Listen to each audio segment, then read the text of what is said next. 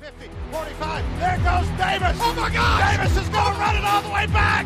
Auburn's going to win the football game. Auburn's going to win the football game. He ran the missed field goal back. He ran it back 109 yards. They're not going to keep him off the field tonight. Holy cow. Oh, my God. Auburn wins. Auburn has won the Iron Bowl. Auburn has won the Iron Bowl in the most unbelievable fashion you will ever see. Welcome in, everyone, to a brand new edition of the Dream Wager, episode 505. Today is Monday. Oh, no, today's Thursday. I forgot what day it was, kid. Today is Thursday, March 6, 2024. I'm already in vacation mode. Trying to go to Florida tomorrow. But, kid, it's getting nice out. I know we had a few rainy days, but it's been nice over here today. Yeah, man. Surprisingly, 50-degree day. Touched about 60. I knew today was going to be a beautiful day when at 5 a.m. I took the dogs out, and it was sweet. No way. It's colder now than it was at 5 a.m., surprisingly. But spring is coming, Dale. We got a lot of big names getting signed, and also a couple big names that might be on the move. Hopefully, future destination, New England Patriots. So let's get into it, Dale. Yeah, I got a great episode for everyone today. Got a lot of NFL news to talk about. A couple of NBA news to talk about as well. We got NBA games, 6 games on today's slate. We got 8 on Friday as well. Maybe there'll be some lines out for that. 53 games for college basketball. We got conference tournaments starting up and almost finishing as well. So we'll take a look at that. And then NHL, man, I've been red hot in the NHL ever since the Four Nations. So we're going to try to keep that going as well. But kid, kind of want to start a chronological order from last episode and kind of go team by team, and no place other to start than the reigning, defending Super Bowl champions, the Philadelphia Eagles. They're moving on from another cornerback. They moved on from James Bradbury. They will release him. They're going to save around $2.1 million in cap space, and that's perfect because they just gave Saquon a 2-year, $41.2 million extension that makes him the highest paid running back in NFL history. The deal makes Barkley the NFL's first 20-plus per year running back. He also has the ability to earn another additional $15 million in incentives on the deal as well. It includes $36 million fully guaranteed at signing. So they're taking care of Saquon Barkley. It's crazy what could happen in a year. You know, he signed with the Eagles in free agency, rushed for over 2,000 yards, won Offensive Player of the Year, won a Super Bowl, and now he lands another extension, making the highest paid running back in NFL history. Well deserved. Yeah, definitely well preserved. Not to make a long story, even a longer story, but let's put this in perspective, people. Saquon sat out the last game of the season. He most likely would have broke the all-time rushing regular season record. I think he was about 105 yards a game away. He was averaging more than that, and he was facing the Giants. For all seriousness, people, Giants was a bottom 5 defense. I think Saquon would have broke the record. Regular season and postseason combined, he has the most yards ever in a season, regular season and playoffs. Saquon, honestly, you can make the case that Saquon Barkley had the greatest rushing season in NFL history. I'm not going to go and have that conversation right now on this show, but all I'm saying is some people could go out there and break it down and make that case. I'm not going to deny that case. I think what Saquon did deserved to make him the highest paid running back in NFL history, Dale. What we saw last season was flat out phenomenal and special. Yeah. Everybody kept saying, this Eagles team, especially after they ended the 2023 season, remember, they lost, 6 out of the last 7 games, got humiliated on a road playoff game in Tampa, right? So to flip the script like that just off one major signing. I know it was multiple, Kenyon Mitchell, Dick Cooper to Gene. I understand those, but really adding Saquon took this team over the top, realistically. So I think it was a great move for the Eagles, for one, making him the highest paid running back of all time, and also resetting and adding value to the running back market. So shout out to the Eagles, and also shout out to Saquon Barkley. That was going to be my next question. Do you think it's honestly going to change the running back market? Because outside of Saquon and maybe Christian McCaffrey, who else is going to get this kind of money? Derrick Henry's not going to get it. Derrick Henry could get a 1 year. After he just had damn near 1,800 or something. There's a handful of teams that could use some of that. Bill, with the cap just went up $20 million. Derrick Henry right there. But we've seen it. It's time and time again where GMs aren't going to pay running backs like that. They paid Saquon because he's the exception, but I still don't think they're gonna pay other running backs Saquon money.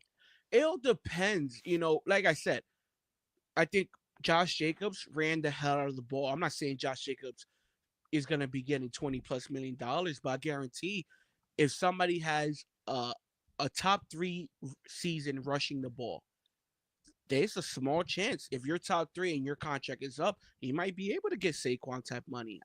Maybe not, but it all depends. Did the running back market go up yesterday? Yes, absolutely. It's just now, are people going to fall underneath Saquon consistently, or people are just going to keep up in the market? That's the question.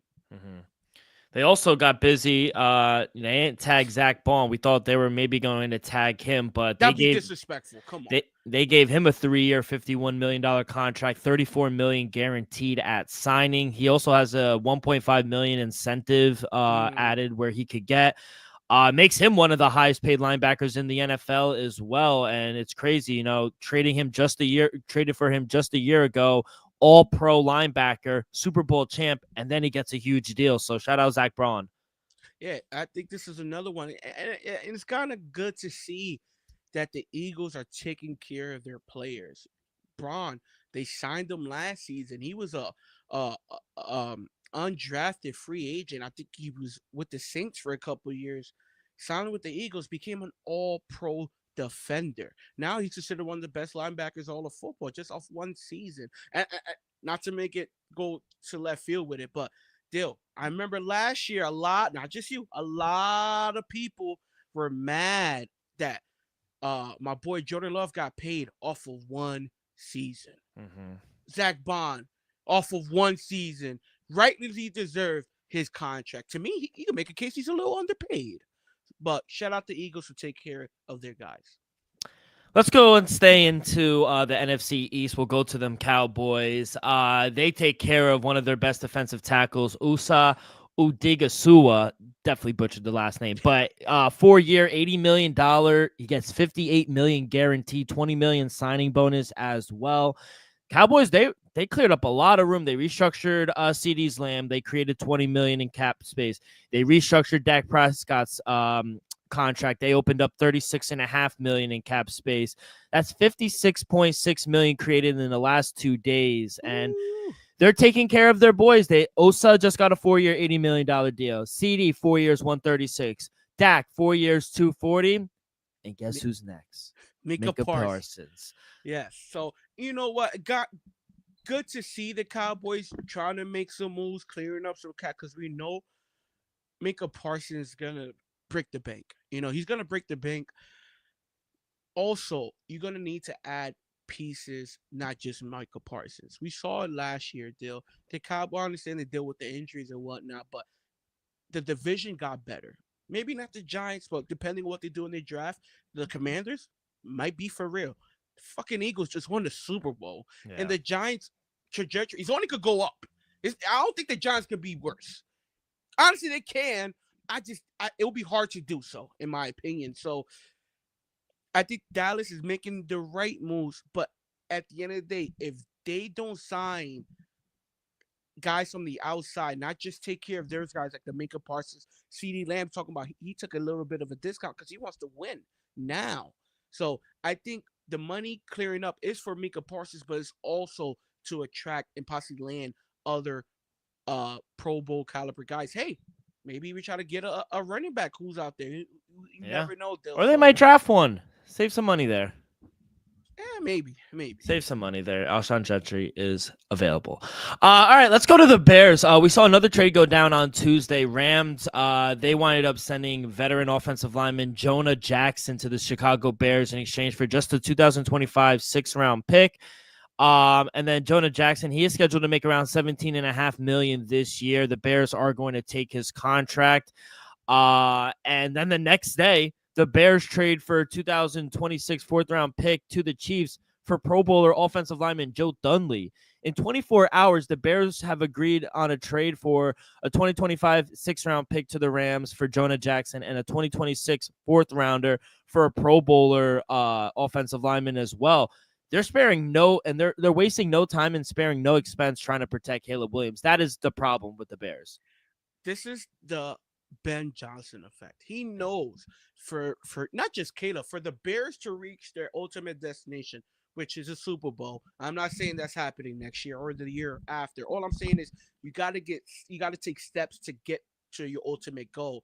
And shoring up the offensive line so you buy Caleb an extra second or so is going to help the offense tremendously. So it's going to help Caleb Williams a lot, but it's also going to help the team play better football and be in better winning situations. Because how many times we saw last year, he led the NFL in sacks taken. How many times we saw him running for his life, having to make a miracle throw down the field. Hopefully we don't see too much of that this upcoming season. We know what he's capable of doing, but we need to shore up that offensive line. Good job, and shout out Ben Johnson for taking care of his quarterback. Yeah, they got to do it. And everybody, I saw a lot of like negative comments. They were like, well, did you watch the Super Bowl? Patrick Mahomes was running for his life. If you think that was Joe Dunley, then you don't know football. I mean, the guys. First of all, yeah. Ask any Chicago Bears fan, they would love to be in the Super Bowl losing. Yeah, so, crazy statement that people were saying that Joe Dunley. I'm telling you, man, some people comment. The internet is wild. Very low. Ask the Chicago Bears if they want to be in the 4 out of the last 5 Super Bowls. Ask them that question. Yeah. Failed organization, but hopefully it's on the rise. Another failed organization, the Jets. We talked about it. They did release Davante Adams. They save about $29.9 million, almost $30 million in cap space by releasing him. He had no guaranteed money on his contract either. They also tell Allen Lazard we're open to trading him or maybe releasing him as well. So no surprise there. The Jets needed to find some money, and they did wind up releasing both of just one. They are open to releasing Allen Lazard as well. Surprised there? Not surprised at all. Let's just be honest. I think even you as a Jets fan would admit the experiment was a complete utter disaster. I think it costed the franchise about $60 million. It just dead cap money. You know, start fresh. This is what I'm saying. Alex Glenn, what he's doing, he's coming in, cleaning house. New GM coming in, cleaning house. Y'all need a fresh start, new faces. Out with the old, in with the new.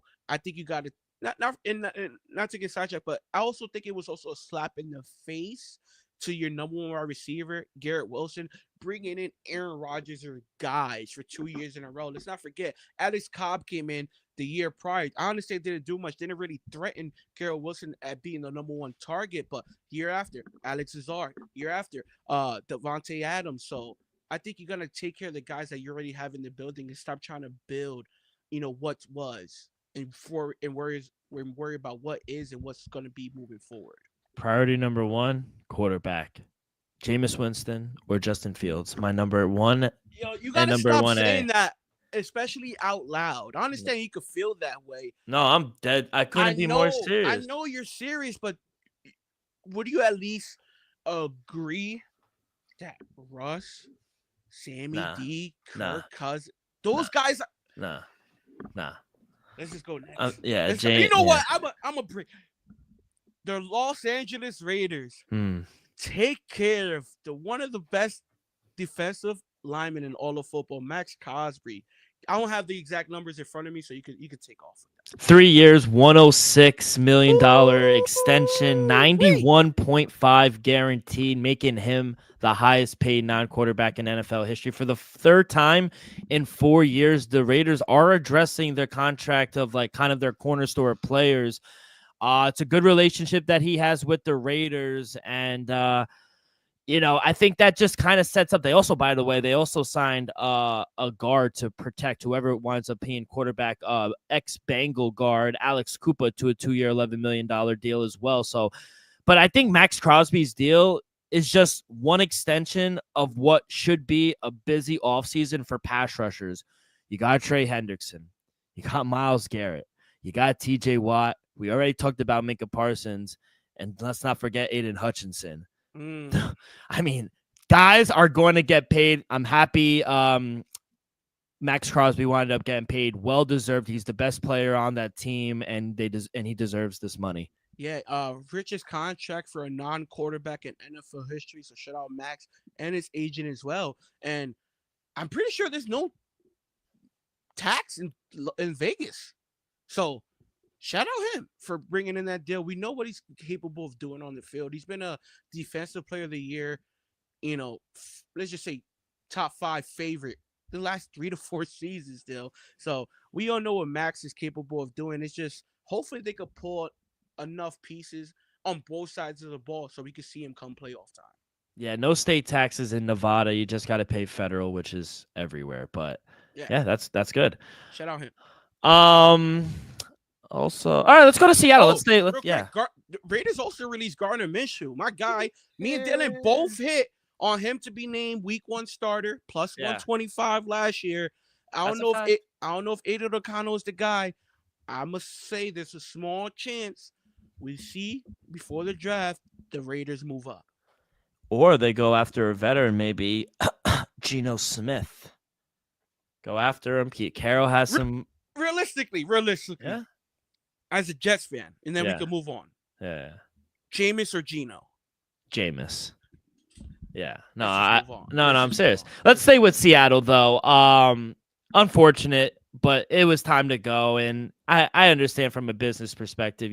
At some point they had to let him go, but they released all-time franchise receiver Tyler Lockett. He had 8,594 receiving yards, 61 touchdowns across 10 years in Seattle.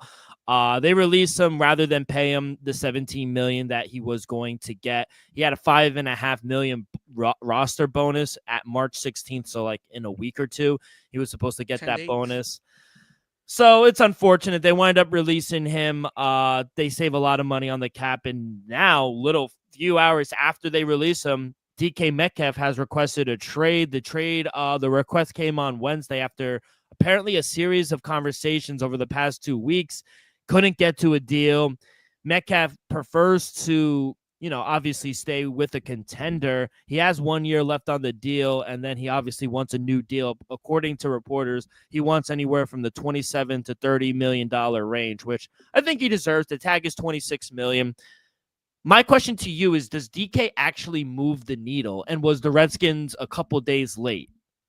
Because instead of trading for Debo, they could have waited a few days and traded for someone else. Yeah, the difference is Debo went for a 5th-round pick. I'm pretty sure DK is gonna probably a go 3rd or 2nd. This said reports. I'm not sure how accurate this is. They're saying Seattle wants a 1st and a 3rd. Yeah, they could want it. Do you think realistically he goes for that? I say he could go for a 2nd. Yeah, me too. Because not for nothing, DK, he's still young. And as a Patriots fan, I remember in that draft, us drafting N'Keal Harry over him. That still pains me to this day. So I hope we could send him a third round pick. We're not sending you a 1st yet. I'm gonna tell you that right now. But hopefully we can send him a 3rd round pick. And do I think DK could move the needle for a few franchises? Absolutely. DK is a true number 1 wide receiver. It's just how many teams out there are a wide receiver away? That's the question you got to ask. You know what team I will honestly put in consideration for DK? And I know you probably go scratch your head at first and be like, you know what, that makes sense. The Buffalo Bills still. I think they need him.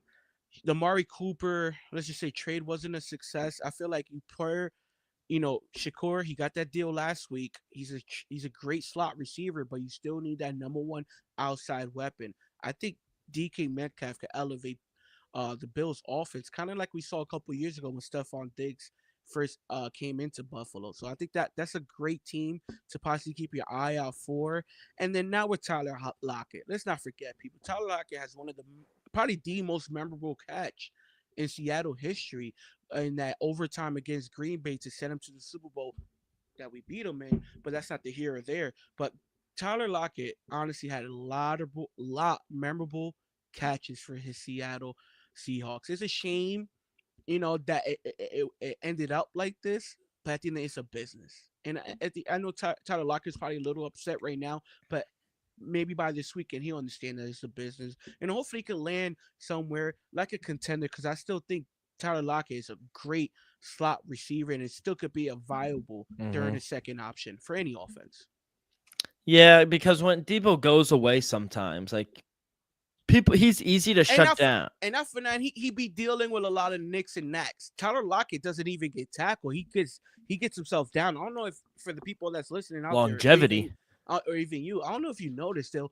Tyler Lockett avoids the tackle. He just gets down. Yeah. For the people really watch his film, he doesn't get tackled. So you don't even have to worry about really injuries or getting banged up because he avoids the tackle more than any receiver in all of football. There's a reason he's lasted 10 years in the NFL. Mm-hmm. So, yeah, someone's going to get a good guy. And he's also a great fantasy pickup in like the later rounds. He could, no, honestly, No, you're Lockett's dead great. ass.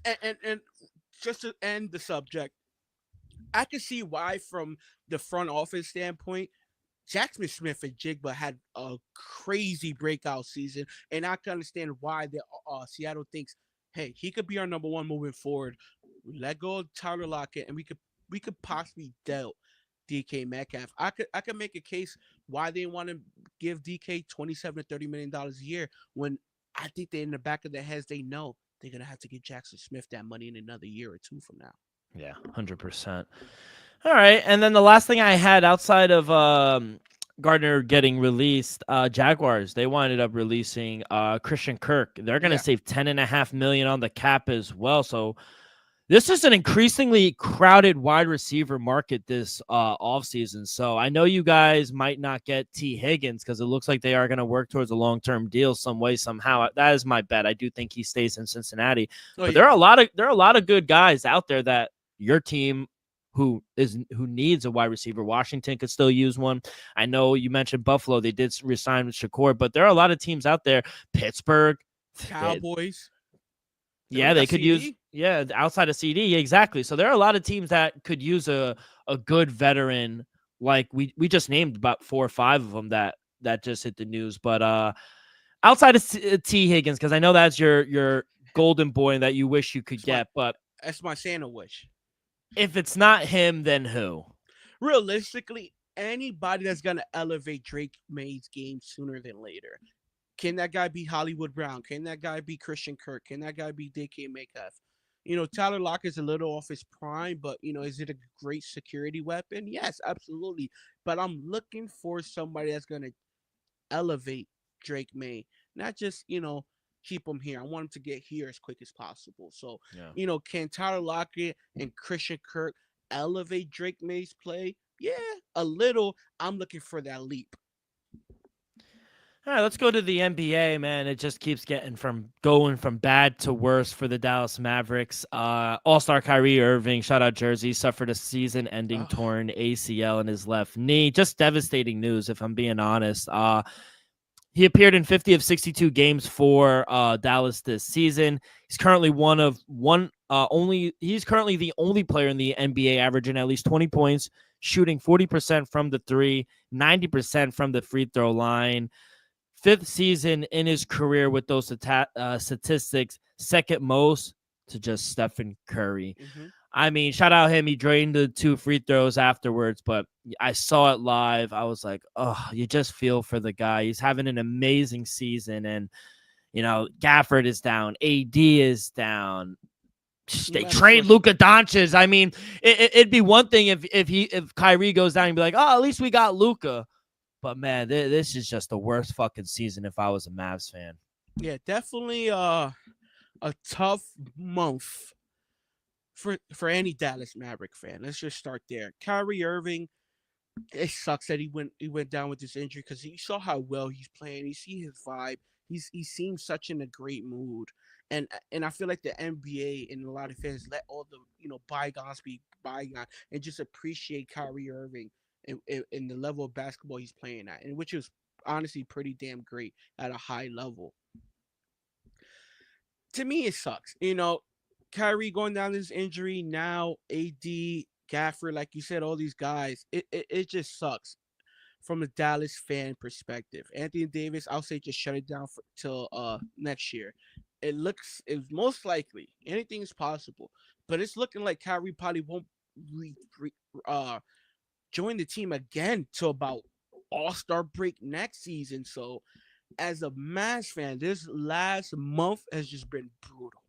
Has been brutal. So as a Mavs fan, I hope y'all can recover from this. I hope Kyrie recovers from this really speedily. I hope Anthony Davis and all the other Gafford and company all could come back to the court sooner than later.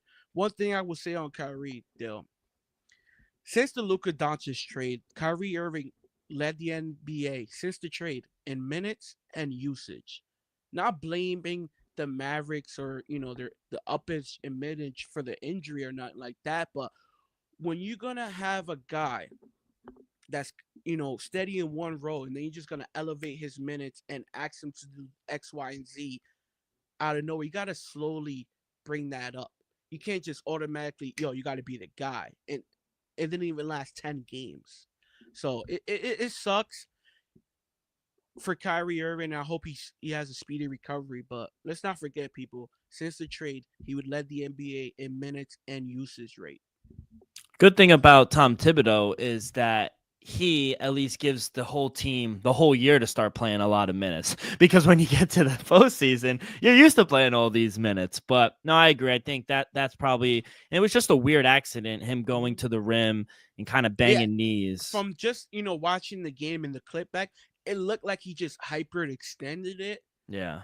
But clearly it was much worse. So, sometimes it could just pop. It's unfortunate. And now I'm reading reports that AD's agent saying, you might as well shut it down. Yeah, no, exactly. They're thinking about shutting it down, and there's a chance he might not even re-sign with them. So you go from trading for Anthony Davis and losing Kyrie and maybe not even getting AD for the future. Well, it still has him another year, but he could also, you never know, the agent might get talking like, request a trade. You might as well trade us at the deadline because we're not re-signing. We're not re-signing. I mean, it's bad. Like, you go from being in the finals to now this. To being a contender for the next at least 3 years. Kyrie was under contract for 3 years, 150 M's. Luka was there. Luka's there. And there was no indication that he wasn't going to re-sign that deal. Exactly. It was just the indication of the Mavericks not wanting to dish out the deal. That's crazy. No, that's really crazy. I know. It sucks. I mean, if being a Mavs fan, I wouldn't blame anyone not being a Mavs fan at this point. I mean, it's terrible what Nico Harrison's doing. But yeah, shout out Kyrie, man. I hope he speedy recovery. Also, shout out LeBron hitting 50,000 points. I mean, that's fucking insane. I mean, 50,000 points, over 14,000 rebounds, over 13,000 assists. I mean, shit. The longevity just has to be studied from this guy. I mean, there's just no quit in him. It's probably the best longevity I've ever witnessed. I mean, 22 seasons, 4 titles, 4 MVPs, better than Kareem. Kareem had 21 seasons. He had 6 titles, but 6 MVPs, but he had a lot of turnovers. I'm not even sure, like resume-wise, if anyone's better outside of maybe Kareem or MJ, and it's just the titles and the MVPs. And I love D Rose. I'm glad he won one, but we all know LeBron got robbed that year of MVP. But yeah, 50,000. I mean, that's insane, kid. I don't even think I've done anything 50,000 times in my life.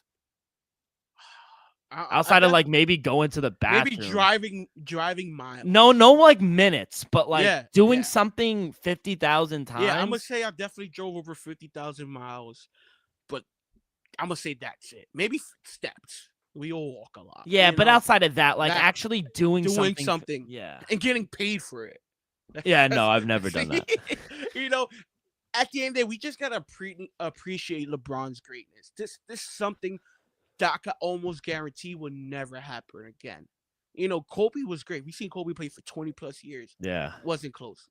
Jordan gave us 13 great years, and then 1 or 2, let's not even talk about it, couldn't come close. Kareem couldn't come close. Vince Carter, the great Vince Carter, didn't come close. Great Dirk Nowitzki. I'm trying to name guys who played 20 plus years. I know I named Jordan, but that's besides the point because he's one of the GOATs. Nobody was ever able to get close to this. I think Kareem is at 46,000. Yeah, it's fucking nuts. And that's a lot. And shout out Kareem, man. The dream.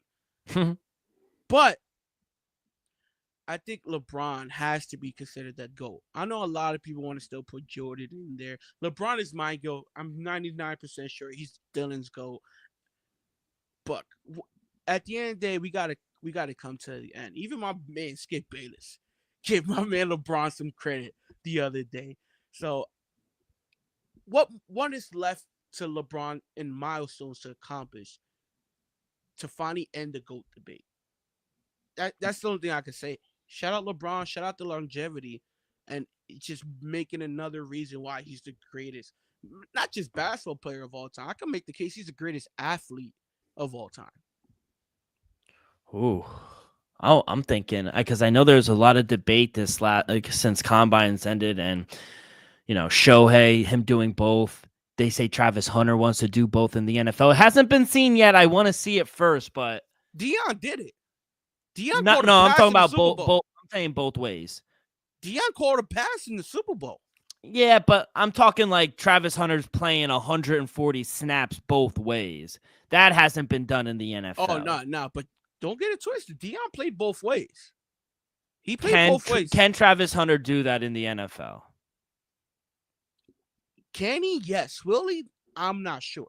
It all depends who drafts him, what they're willing to do. Like I said, me as a New England Patriots fan, I would love to draft Travis Hunter at number 4. I will put him at key third down situations, maybe a little more. I say 20 to 25 snaps at most on the offensive side, and I'm having him at corner number 2 behind Christian Gonzalez. That's what I would do, just because I feel like we're missing a number 1 receiver, and Travis Hunter, even though he's rated the number 1 quarterback, I still think he has the potential to be a 1A wide receiver in the NFL. You've played baseball growing up for a while. Do you think it's harder to pitch at a high level and hit at a high level, or is it harder to play both ways in the NFL? No disrespect for anybody that's in the NFL or plays football. But Shohei, I'm letting you know right now. I From agree. Deion's mouth. This is not my words. This is from Deion Sanders' mouth, who played both ways in the NFL, who also played in a damn World Series in baseball. I quote, "There's something about that baseball. It'll do things to you. I'm telling you right now, the hardest thing in sports is to hit a 95-mile-per-hour fastball." Especially at the level Shohei's doing. He's one of the best. He is the best hitter in the league, and he's a top 5 pitcher in the MLB. And like that is just, I don't think I'll ever witness something like that. It's one thing to go both ways, but to be considered top 5 in both is insane. Like Travis Hunter is no doubt, he was the best corner in all of football. He was never considered the best wide receiver in football, or even a top 10, top 20 wide receiver. I'm gonna give him top 50 in the country.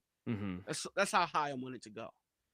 No, it's insane what Shohei's doing. Honestly, I'm gonna say top 100 because there's a lot of stuff. There's good receivers. Never seen, so I'm gonna say top 100 receiver in the country. Yeah, definitely. And I know a lot of people came out and said, "Oh, it's harder to go both ways in the NFL." I'm saying, did y'all ever play baseball? I could barely hit 99, 98. Honestly, I'm telling you right now, I haven't swung plus 90-mile-per-hour fastball. I probably won't be able to see 99 right now.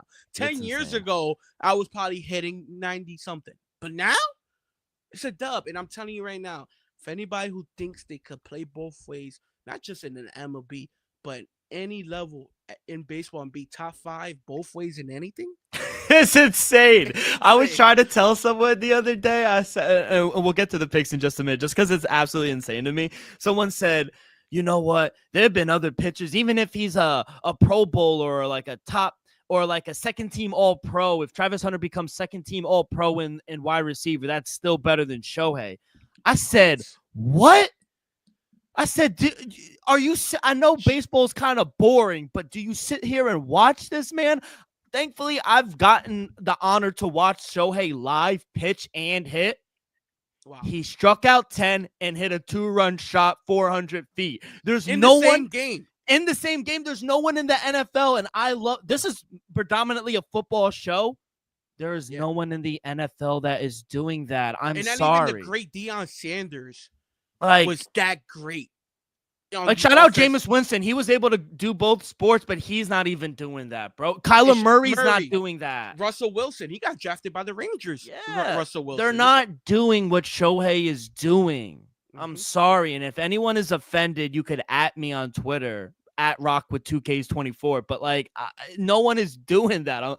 I had to get it out there because, and I had to ask you. For anybody that'd be like, these dudes are bugging, just search up the clip of Dion in his own words saying, it's harder to play baseball than it is to play football. His words, not mine. He's a Hall of Famer in the sport, and he's telling you this. Do you remember first time you saw 90? I remember the first time I saw Lakes. Pompton Lakes senior year. I remember. Swear to God. I remember went D1. Yeah. I think the kid went to Rutgers, the big white kid, right? Or no, it was the lefty. The lefty. I don't know where he went. I remember him. I smacked this shit like 300 feet. It was a foul, though. Foul. You were early. I was late. Oh, you were late. Yeah, he was throwing like 90. Yeah. First time I saw 90 plus was junior year in summer. I had a tournament down in North Carolina. This team from Georgia. When I tell you it came, I took 92 right at the hands. I took it. It was a ball. I backed up. Pussy. I said, and I looked at this. I looked at the scoreboard, and I saw 92. I said, "Yeah, that shit came in quick." I tightened my I tightened my batting gloves up, struck out after. But I'm saying 92 comes in 92. These people are throwing 95. I saw 91, and I'm telling you right now, you're not hitting a 98 mile per hour fastball. And then let's just say you swung at it, you're not hitting that 78 mile per hour curveball. They're going to throw 95 at you, and then they're going to throw an 87 changeup that's just going to drop. It's going to drop. Or he might hit you with a splitter. Or he's going to back you up from the plate with a two-seam at 95. You're not doing it. You're not doing it. Baseball's wild. And by the way, baseball, we are about, when is it, the 18th? We're about a week and a half, 2 weeks away. Yeah. Opening day is in Japan, right? Opening day is Japan. The Cubs versus the Dodgers a week from Tuesday, so March 18th, and then the regular opening day is 3 weeks away from today. It's the 27th, end of the month, but can't wait for that.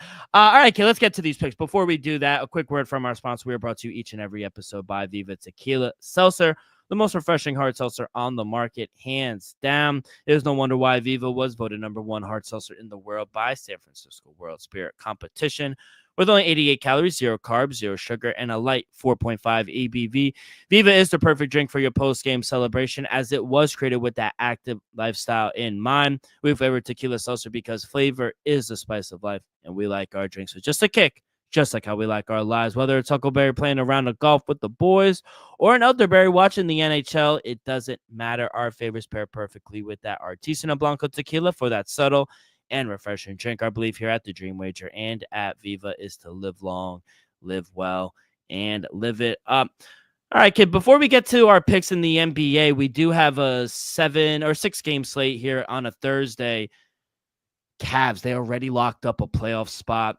51 wins on the season. Shout out Kenny Atkins, first year doing it, and they're winning a lot of games. Now, obviously, the Celtics, they're still the favorite to come out of the East, and I think for good reason, but a couple questions here. One, do you think they could compete with the Cavs? And if so, how can they do that? First of all, we got to see the Cavs come playoff time. Yes, they have the best record in quality. They have the best home record in the NBA. So it's going to be a tough for anybody to go into Cleveland, because they're going to be the #1 seed, to go out there and they're going to have to steal 2 games off the rip. Realistically, Dale, I say it's only, I'm going to say 3 teams in the East that could compete with the Cleveland Cavaliers. It's the Boston Celtics, who's, as of late, Cleveland has their number, right? Mm-hmm. The Milwaukee Bucks, got to give them that championship edge. Giannis been there and done that. We know how hungry Damian Lillard is. And let's not count out Bobby Portis when he comes back from the suspension. But I'm going to put your Knicks right there, Dale. They're frauds a little bit. They've been fraudulent, yes. But come playoff time, we saw what they were able to do last year, even though they were dealing with few injuries, few key injuries. If those if you're able to stay just somewhat healthy, I understand you can't rely on Mitchell Robinson, but if everybody else, let's say OG's not, dealing with a calf injury, anything like that, in a 7-game series, I think the Knicks, if healthy, has a chance against anybody. But realistically, I'm gonna say Boston and the Bucks have a better chance than you guys. Do the Cavs have enough? Because I watched them last night, and it wasn't pretty. They beat the Miami Heat by 3. They just I said the find Heat ways plus to 10.5. win. Yeah. It was They just disrespectful. find ways to win, but I don't think that could last in the playoffs, especially at the teams that you just mentioned, the Bucks, the Celtics, the Knicks, all really good teams. Can that last? Yes, they're a good regular season team, but can they do it in the playoffs when it matters? That's why I started my statement by saying we got to see come playoff time, because we saw greatness in the regular season for about a year and a half, 2 years now in Cleveland. A couple years ago, got swept in the first round. Last year, they made it to the second round, lost in what, 5? It's gonna be interesting come playoff time, but we cannot deny, especially at home, that Cleveland is one of the best teams in all of basketball. All right. Now, another topic I really wanted to touch on real quick, and the odds indicated. I think they're a little skewed, if I'm being honest. Maybe I'm a little biased, and maybe because he's Canadian. But do you think SGA is the MVP? I mean, he's been going crazy. I mean, what? I think he has 12 40-point games this series. The last 2 players, Kevin Durant and Russell Westbrook, to do that wind up winning the MVP. He had another 40-point game last night. He hasn't scored under 20 points in, I think, over 3 months. He's just a bucket. No denying that. But Jokic, I think, is the best player. Now, the odds to win MVP, minus 600 for SGA, plus 350 for Jokic. Any value you think, or do you think SGA has it locked up? I'm going to say SGA has it locked up just because. No, hear me out. Traditionally, the first overall seed most likely has the MVP, right? Traditionally. Yeah. Traditionally. Denver, as of right now, are 11 games back. Not taking anything away from the Joker and the tremendous season he's having. And let's not forget, for about 20-something games to start the season, maybe 30, he averaged a 25, almost a 30-point triple-double to start this. At one point, he was averaging a triple-double this season. But how could you win most valuable player and you're 11 games under the first seed? And maybe if it was a little closer, and I'll be like, okay, let's just say he was at 47 wins to 51. You can make that case there, but you can't really make the case that he's more valuable by also being 11 games under. That's fair. No, I understand the case. That's all. If like I said, if Denver had 48, if they were just 2.5 games back from OKC, I'll think it'll be SGH minus 250 and maybe Joker plus 180. But the 11-game difference with about 20 to go is SGA. You better wrap. Is SGA the best guard in the league? Point guard or guard? It's different. I mean, point guard or guard? He plays the 2 predominantly. That's why I said guard. No. He's playing like it.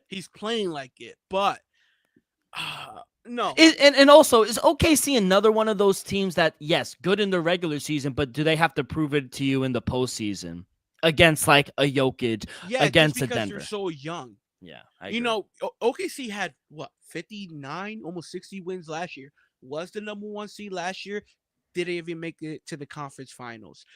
You could tell, honestly, they lost to a team that should have never beat them, realistically. So this is another team they got to show us come playoff season. You could win round 1. That's cool. Could he win round 2? Could you make the finals? I understand we're moving the goalposts, but this is 2 years in a row where you're the number 1 seed. Eventually, you got to turn that into at least a finals run. So I want to say they have all the pressure on the world this postseason, but I'm at least have some expectations to make it to the Western Conference Finals. To me, if you don't do that, I think the season, I wouldn't say is a failure, but let's just say if you're back-to-back number 1 seeds 2 years straight, you deserve to at least make one conference finals. I agree. We'll see. I do think it will be OKC It's either going to be OKC or the Lakers, in my opinion, coming out of the West. I tell you right now, I love Houston. I don't think Houston has fallen Too off young. a little bit. Yeah. Memphis. They fell off. They fell off a little bit, but hey, come playoff time, if they can stay healthy, you still got Defensive Player of the Year candidate Jared Jackson. You still got John Morant. That's a pretty good duel, if you ask me. But realistically, I know you might disagree, Dill, but I think it's a 3-team race or 4-team race. OKC, Los Angeles Lakers, Denver Nuggets. Hate to say it, the Golden State Warriors. No, I actually agree with all 4 of those. I think Denver because of their experience. I think the Lakers because they're playing the hottest. The one thing I would disagree with, not on the 4 teams, though, the one thing you say, yeah, they got Ja.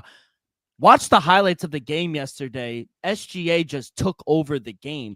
He is far better. And no disrespect to Ja, he's actually having a pretty good season. Mm-hmm. They're just not even on the same level anymore. SGA has jumped the ladder. He's a top 5. He's a top 5 player in the league. He has to be. That's tough. And I can't disagree for the season he's. All right. Yeah. Is he having this year a top 3 season this year? Absolutely. Yeah. Is he a top 3 player so far yet? I'm not going to put him there yet, but he's having the type of season to put him in the conversation. Absolutely. Not top 3, top 5, I said. He's a top 5 player.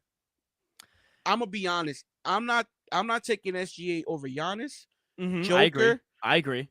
LeBron, Luka, a healthy Joel Embiid. Oh, those are the 4 I had. But outside of Embiid, I have those 5. It's LeBron, Luka, Giannis, Jokic, and SGA. I'm taking Steph. I'm taking Jason Tatum.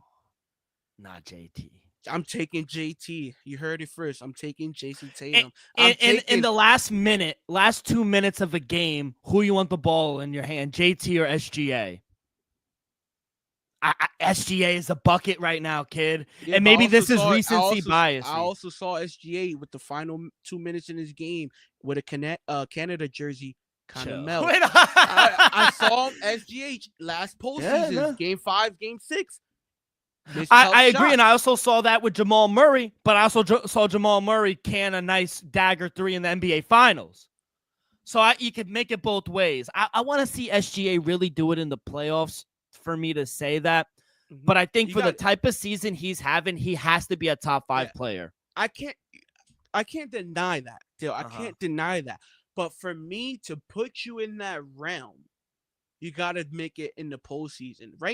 That's fair. Right now, I can honestly say this. SGH is having a way better season than Anthony Edwards. I would take Anthony Edwards over SGH.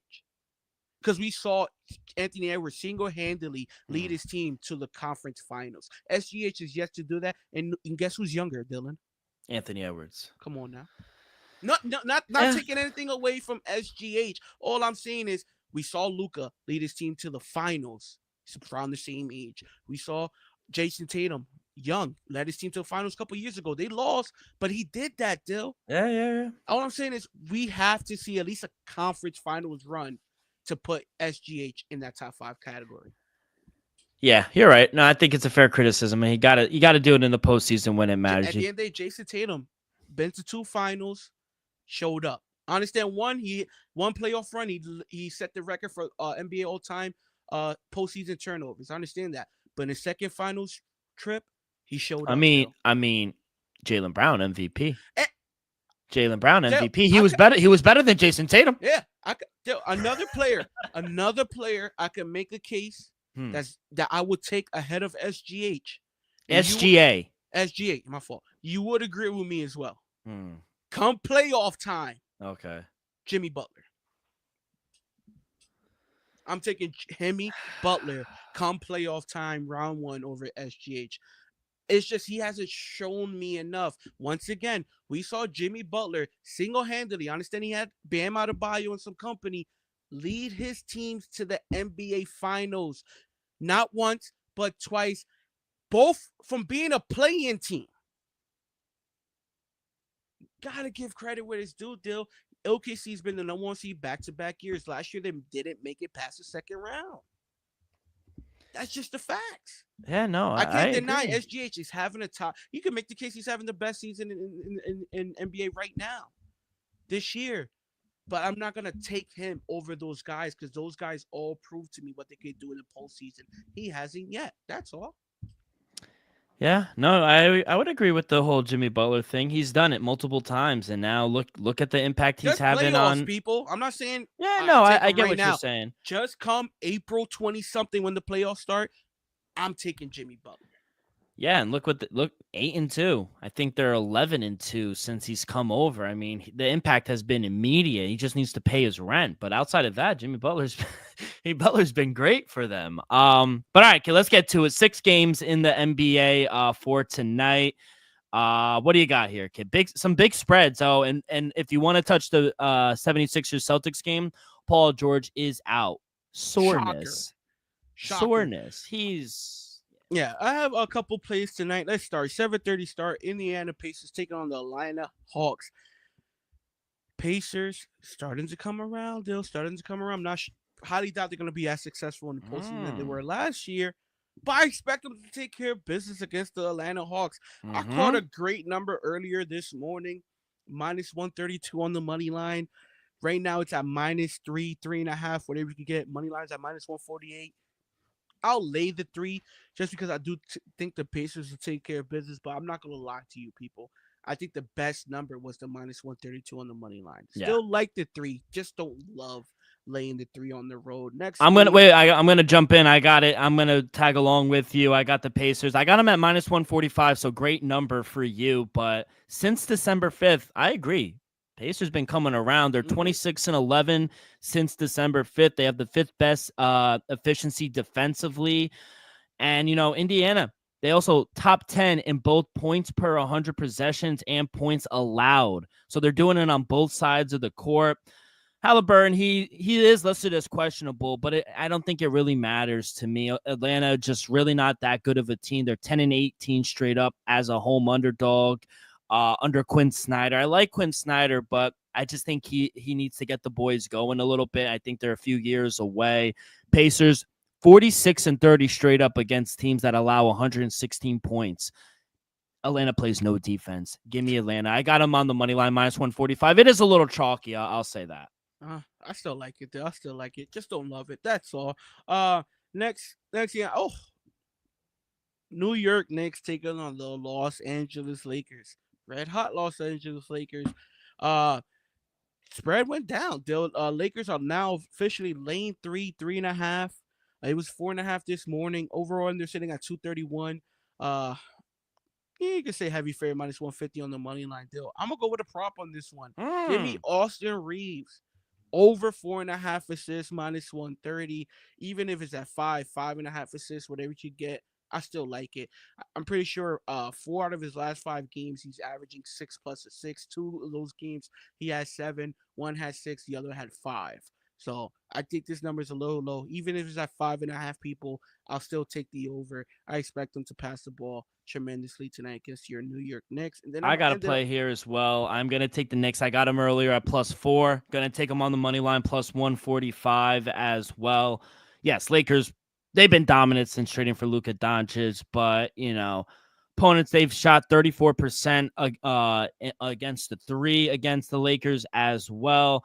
I'm not sure if Cat is going to play just because one of his family members did get cancer and he didn't play the last game. So he was taking care of some family matters. But I'm just not sure, regardless if Cat plays or not, I'm just not sure if LA has anybody that could really cover Jalen Brunson in ISO situations. One-on-one, I don't think anyone's going to be able to guard him. So I'm going to take the Knicks here. I think it's going to be a close game. I think Josh Hart, he's going to slow down Austin Reeves. So I don't really know about the prop. I'm going to stay away from that. And I'm just going to it feels like a game. It's going to focus on Reeves and not Luka? Yeah. Because we got Mikal Bridges or we got OG for that. We good. OG going to be on Braun. Nah, I don't know about. I mean, maybe Cat. If Cat plays. Cat don't play. OG's on Braun. And Braun going to baby him. Put it like this. Braun gonna baby anybody. If Cardi Child doesn't play, I'm probably taking LeBron's over. I don't know. I just feel like this is a game where the Knicks should be able to lean on some of the veterans down the stretch. They're competitive, so I think they're going to be looked down to maybe cool down the Los Angeles Lakers. So +4, +3.5, whatever you're able to get. And I also took them on the money line +145. Give me the Knicks. I love it, Dill. Now for now, I also like the Knicks in a teaser spot. If you could get up to 9.5, even +10, I love it there. Not for nothing. And then I'm gonna end it off with a two-way 6-point teaser -134. Chicago Bulls taking on the Orlando Magic. Magic lost 4 straight people, and they're laying 7.5. I'm gonna stay away from the 7.5, but they're due for a win. Tease them down to -1.5. I think they take care of business at home against Chicago. If you lose this game, Curtis, you might get a call from me. And then my second leg on a two-way teaser. I hate to do it, Dill, but I gotta do it. Shout out Bobby Schmurda. Golden State Warriors taking on the Brooklyn Nets. Nets catching 10.5 points at home. I'm gonna be honest, people. We've been playing bad, and we deserve to catch these 10.5 points. Can't deny how well the Warriors have been playing, especially since the Jimmy Butler addiction. Give me the -4.5 with the Warriors. So that's my two-way 6-point teaser. Orlando Magic to 1.5 and Golden State to cover the 4.5. I do have one NBA prop. It is in that 8 o'clock game against the Pelicans and the Rockets. Give me Jalen Green over 3.5 threes at +130. You could put like a quarter unit, half a unit on it. Jalen Green, he's shooting just over 40% from the floor, 32% from three since the start of March. So a little small sample size, but I just think this is a great spot for him against New Orleans, where they're 23rd in the league in defensive rating. And I know that Jalen Green that's a lot. I understand. I know 4 made threes is a lot to bank on, but Green has gone over 3.5 threes in 25 times this season. He also happened to do it in both of his games against New Orleans this season. So I don't know. I just think this is a really good spot for him. And at +130, I thought that was great odds. So throw a little $5-10 pizza money on Jalen Green over 3.5 threes as well. Anything else, kid, for the NBA before we move on? Nah, that's all. That's all. Not for tomorrow's slate. Yeah. Not really lines out for tomorrow, but I have one line. San Antonio Spurs taking on the Sacramento Kings. Over under sitting at 234.5. Give me the Kings at home to take care of business. Winners of their 4 of the last 5. Now, to be honest, love the money line -130, but I'm gonna lay the 2 with the Kings at home. All right, before we get to the NHL, 3 college plays for you. I actually had a really good night, 4-3. I started 4-1, and then lost last 2, but it happens. Starting to find my rhythm a little bit in in college as well. 3 plays, 7 o'clock. Manhattan -2.5 against Southern Sacred Heart. I'm gonna go Fort Wayne over Youngstown State +1.5. And then Liberty +1.5 against Middle Tennessee. Usually I like to back Middle Tennessee, but, I think Liberty is just a little better. I think they should be the favorite. So I'll take the +1.5. If you want to just take them on the money line, I like that as well. All right, kid, let's get to the NHL. You've been profitable. You've been baking out some NHL as well. Do you have any plays for us tonight? Had to come back with you. Only 2-0 got 1. last show. Shout out Cuddy, though. Can't take the credit. You know me. I ain't going to front on y'all like that. Shout out Cuddy. He has some intel down in Florida. I try to tell y'all. He said parlay it. The parlay would have hit too. I'm going to come back at y'all with again. By the way, people, like I said, I'm not going to front. This is from your boy. Wasn't able to get no plays from Cuddy. We'll be back Monday with some plays from the NHL from Cuddy. But this is from your boy. Just one play. Playing it safe. Winnipeg Jets taking on the Philadelphia Flyers. Over under sitting at 5.5. Winnipeg Jets lost 3 straight games. I believe for the first time all season, Dale. Yeah. It won't be 4. I can tell you that. Give me the -148 on the money line. And the Philly fans, the money's coming in. Right now, you could get the Winnipeg Jets at -140 on the money line. Better run to it. Love it. I got a lot of plays. Been very hot. It's actually been my second best sport unit-wise now is the NHL. So, yeah, I've been hitting on some goal scorers. 11 and 6 yesterday. A lot of action. So if you guys want to follow me, I'll probably add some more on my action app. So make sure you guys follow me over there. But first game, Tampa Bay Lightning and Buffalo Sabres. Give me Tampa Bay over 3.5 team total. I like the first period over 1.5 as well.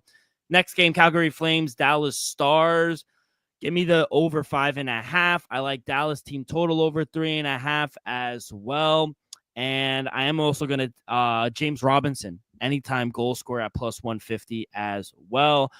Seattle Kraken at Nashville Predators. Give me the over 5.5 for the total game. Give me a goal to be scored in the first 10 minutes, minus 145. I like that as well. And give me Shane Wright just to record a point at plus 110. He has 16 points in the last 15 games. He's been dealing. San Jose Sharks and the Colorado Avalanche. Give me the first period over 1.5 goals. First period, both teams to score at plus 180. Goal to be scored in the first 10 minutes. It's a little chalky, minus 155.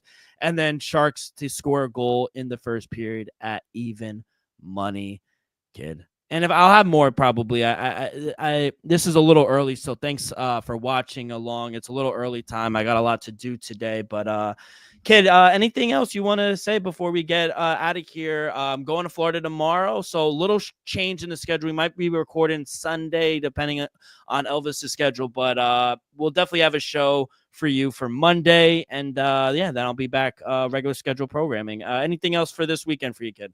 Well, me personally, me and my girl, we're going away on our anniversary. Going to the shout out. Happy anniversary. So I'm glad that you're going on vacation. I'm honestly going on a mini vacation to the Poconos. So hopefully we both enjoy our weekends and we also make some money.